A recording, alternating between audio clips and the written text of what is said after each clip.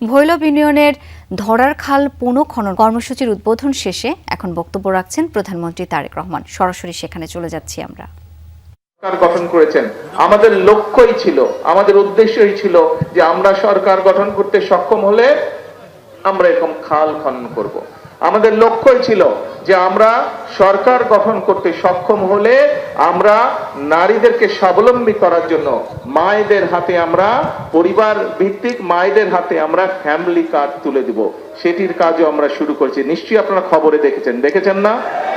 আমরা বলেছিলাম শুধু কৃষকদের খাল খননে না, কৃষকদেরকে সহযোগিতা করার জন্য যাতে বছরে অন্তত একবার হলেও তাদেরকে সরাসরি ভাবে আমরা সহযোগিতা করতে পারি, সেই জন্য আমরা ফ্যামিলি কার্ডের মতন কৃষক ভাইদের কাছে কৃষক কার্ডও দিব। সেটির কাজে আলহামদুলিল্লাহ আমরা শুরু করেছি।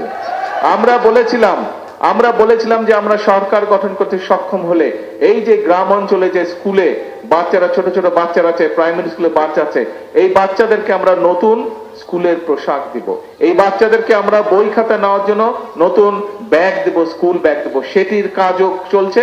ইনশাআল্লাহ জুলাই মাস থেকে সমগ্র বাংলাদেশে পর্যায়ক্রমিক ভাবে সকল প্রাইমারি স্কুলের বাচ্চাদের কাছে আমরা নতুন কাপড় পৌঁছে দিব, তাদেরকে নতুন স্কুল ব্যাগ পৌঁছে দিব।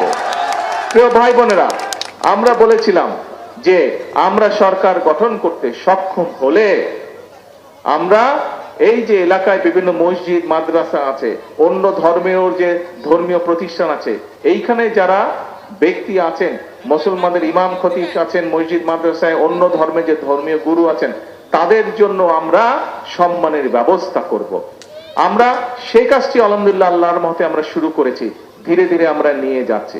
এখন প্রিয় ভাই বোনেরা, এই যে কাজগুলো করছি কম বেশি, আমরা বলেছিলাম যে আমাদের দেশের অসংখ্য তরুণ আছে, ছেলে হোক মেয়ে হোক, যাদের হয়তো শিক্ষার আলো আছে কিন্তু তাদের হয়তো কর্মসংস্থান নেই। আমরা বলেছিলাম যে আমরা সরকার গঠন করতে পারলে আমরা ধীরে ধীরে আমরা সমগ্র বাংলাদেশে যে আমাদের ভোকেশনাল ইনস্টিটিউশন আছে এগুলোকে জোরদার করব।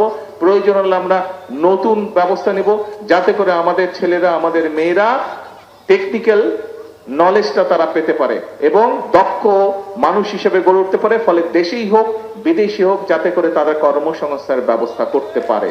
এই কাজও পর্যায়ক্রমিক ভাবে আমরা শুরু করেছি। এখন প্রিয় ভাই, আচ্ছা নাও তো চিঠিটা। হ্যাঁ, এখন প্রিয় ভাই বোনেরা, আপনারা নিশ্চয়ই খেয়াল করেছেন এই যে এখানে যারা আছেন আপনারা প্রত্যেকেই কম বেশি তো সংসারী মানুষ আছেন না? এখানে সংসারী মানুষ আছেন। সংসার যখন চলে, সংসারে তো বিভিন্ন রকম সুবিধা অসুবিধা, বিপদ আপদ আসে না? বিপদ আপদ আসে। স্বাভাবিকভাবে দেশও একটা পরিবারের মতন, একটা পরিবারে হয়তো 5 জন 7 জন বা 8 জন 10 জন মানুষ থাকে, কিন্তু এই যে বাংলাদেশ নামক বিশাল পরিবার, এই পরিবারে প্রায় 20 কোটি, এই পরিবারের সদস্য সংখ্যা হচ্ছে প্রায় 20 কোটি। এই 20 কোটি পরিবারের জন্য, এই 20 কোটি মানুষের পরিবারের সদস্যের জন্য ফ্যামিলি কার্ড ব্যবস্থা করা, এই 20 কোটি পরিবারের মানুষের জন্য কৃষক কার্ডের ব্যবস্থা করা, এই 20 কোটি পরিবারের মানুষের জন্য এর মধ্যে যারা ইমাম খতিব আছেন তাদের জন্য বিভিন্ন ব্যবস্থা করা, এই 20 কোটি মানুষের পরিবারে যে সন্তানরা আছে, এই যে বললাম প্রাইমারি স্কুলে, তাদের স্কুল ড্রেস তৈরি করা, সেটির ব্যবস্থা করা, স্কুল ব্যাগ তৈরি করা। এর বাইরেও এই 20 কোটি মানুষের জন্য চিকিৎসার ব্যবস্থা করা, এই 20 কোটি মানুষের জন্য শিক্ষার ব্যবস্থা করা,